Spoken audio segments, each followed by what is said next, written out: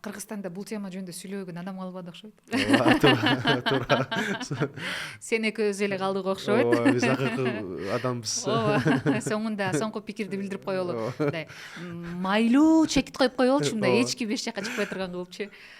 Эми бул тема жөнүндө биздин үй бүлөдө аябай талкуу болду. Жана эфирге чейин айттым го, жолдошум экөөбүз аябай талкуу жасадык деп. Мен айттым, мисалы, менде анчалык эрк жок эле. Мен антип чыга албайм десем, жолдошум айтат, бул туура эмес да депчи. Анан ошентип пикирлер келишпестик болду. Мен ойлойм, эми биз эркин өлкөдө жашайбыз.